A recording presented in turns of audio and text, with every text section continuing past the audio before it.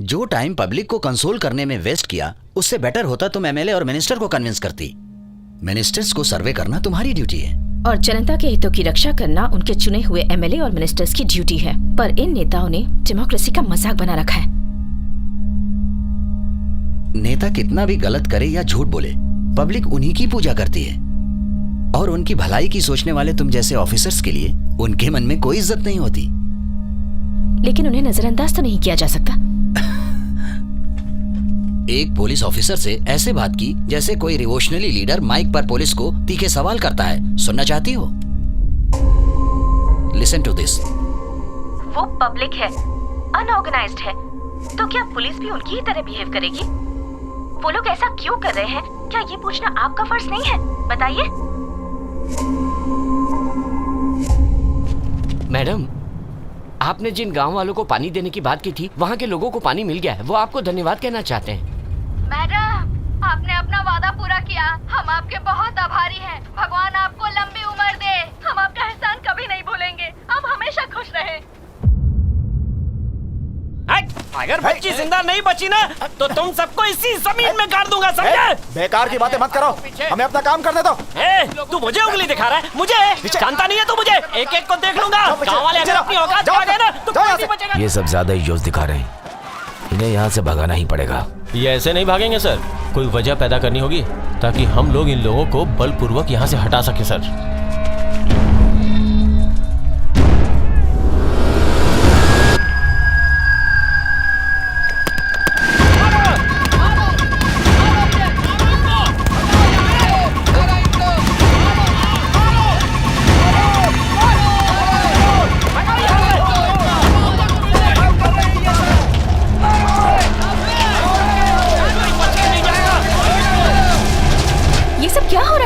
Madam, गांव वाले पत्थर मार रहे हैं हम पर। वो पब्लिक है, अनऑर्गेनाइज्ड है, ऐसा बिहेव करोगे? वो लोग ऐसा आखिर कर क्यों रहे हैं, ये जानने की कोशिश कीजिए। ऐसी क्रिटिकल सिचुएशन को इस तरह से हैंडल करते हैं आप। ये सब कुछ इसी वक्त बंद करवाइए। मैडम, ये गांव वाले एक नंबर के अनपढ़ और गंवार हैं। ये बातों से नहीं मारने वाले। तो मैं खुद जाके उनसे बात करती हूँ। आप मत जाइए, मैं धनपाल को भेजता हूँ, वो उन्हें समझा देगा। इतना वक्त नहीं है हमारे पास, मैं जाकर बात करती हूँ। मैडम, वो इस लायक नहीं कि आप उनसे बात करें। उन्हें इज्जत से पेश आना नहीं होता।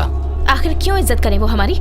तुम चाहते हो कि वो हमसे डर कर रहे? हाँ, तुम्हारे किसी सीनियर ने तुम्हारी इज्जत की है कभी?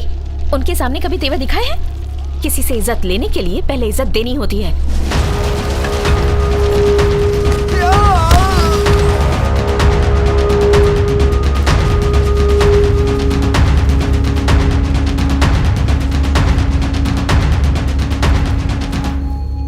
कौन है वहाँ?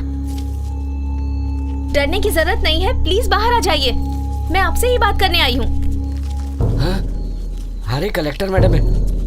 नमस्ते मैडम। पुलिस ने आपके ऊपर पत्थर क्यों फेंका? पुलिस ने जमींदार और एमएलए के कहने पे सब कुछ किया। ऐसा कब तक चलता रहेगा? जिस पुलिस अधिकारी के कहने पर ये सब कुछ हुआ है, उस पर सख्त कार्रवाई करूंगी, पर आपको भी शांति बनाए रखनी होगी। क्या आप जमींदार को गिरफ्तार करवाएंगी? वो जमींदार तो अरेस्ट होगा ही, आप लोग सहयोग करेंगे तो वो एमएलए भी गिरफ्तार होगा। ये दोनों बातें कभी नहीं होने वाली मैडम। यहाँ पर तो आप इतने बड़े बड़े दावे कर रही हैं, उनकी पहुँच बहुत ऊपर तक है, आप नहीं पहुँच पाएंगी। पिछले महीने उसके घर पर एक बहुत बड़ी पार्टी थी, वहाँ पर बड़े बड़े ऑफिसर्स आए थे। सब लोगों ने जमकर पार्टी की, खूब दावत उड़ाई। अब आप ही बताइए मैडम, कोई उसे अरेस्ट कर सकता है क्या? पिछले महीने उस बोरवेल को बंद करने के लिए कहा गया था, किसी ने बंद नहीं किया। एक गाय गिर गई, उसकी टांग टूट गई। दया नाम की चीज नहीं है किसी के अंदर। एक रस्सी लेके आ गए। आप ही बताइए, सिर्फ एक रस्सी से उसे बचाया जा सकता है क्या? आपके कहने का मतलब है कि आप लड़की को बचाएंगी और जमींदार को अरेस्ट करेंगी। हमें मालूम है आप झूठी तसल्ली दे रही हैं। कृपा करके हमें हमारी हालत पर ही हमें छोड़ दीजिए मैडम।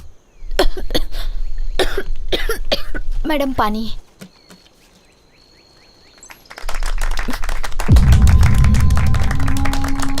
मैडम, पानी नारियल पानी जितना मीठा था ना। यही पानी पी रहे हैं हम सब लोग, बड़े क्या, बच्चे क्या, बूढ़े क्या, सालों से यही गटर जैसा पानी पीने के लिए मजबूर हैं। आधी से ज्यादा बीमारी इसी पानी की वजह से है।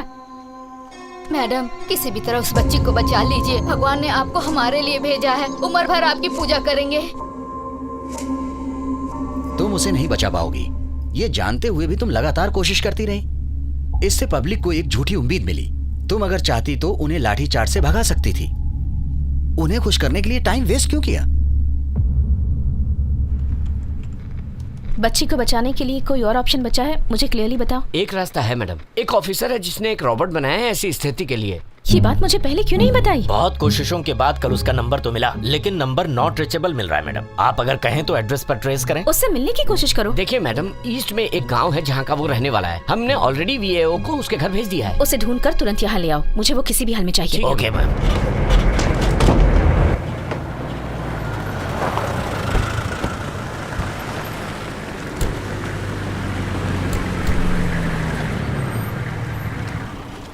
Hello Maharajan, captain ji Maharajan. Good afternoon. Good afternoon madam. Please come. Yes ma'am.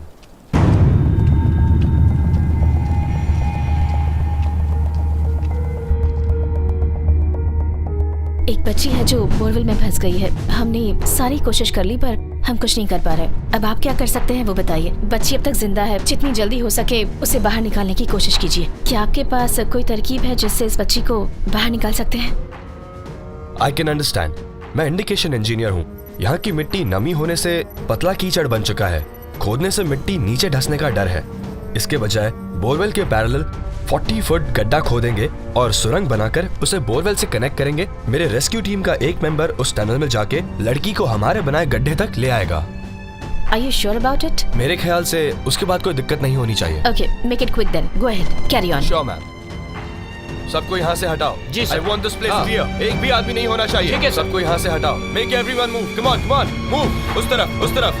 पूरी जगह खाली करो। चलो, हटो हटो, जाओ Come on, सब लोग जाओ यहाँ से। I want this place clear right now।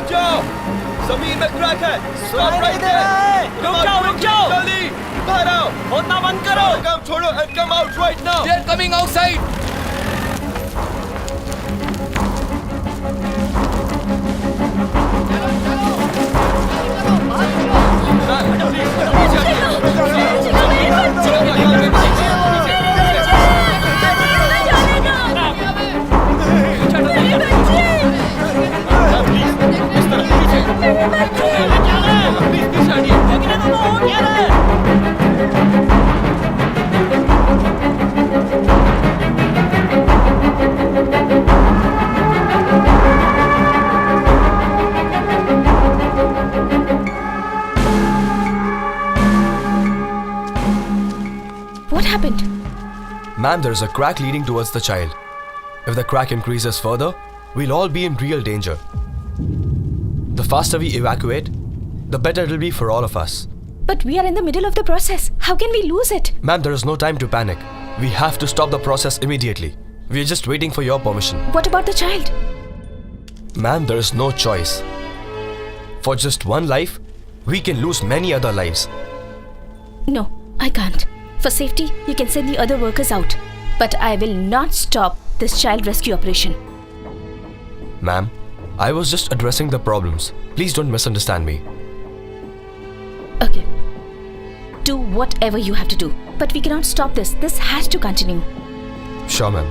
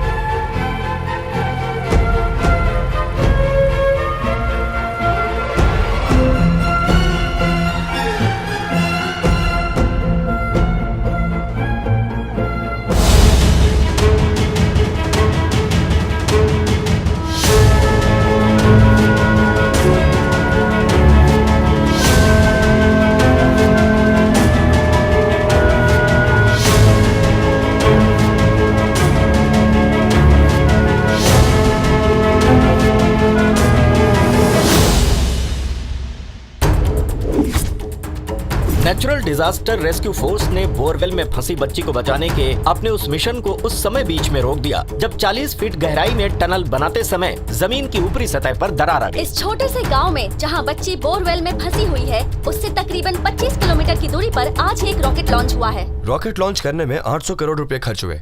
इससे दुनिया को कोई भी फायदा होगा ये हमें वक्त आने पे ही पता चलेगा। लेकिन एक बोरवेल में फंसी बच्ची को बचाने के लिए सिर्फ चंद हजार रुपए की जरूरत है। हम उसमें क्यों चूक रहे हैं? एक्सट्रेंड ने ऐसे रेस्क्यू ऑपरेशन के लिए एक रोबोट तैयार किया है जिसे बनाने में महज 30,000 रुपए का खर्च है। क्या एक बच्ची को बचाने के लिए हम इतना भी खर्च नहीं कर सकते?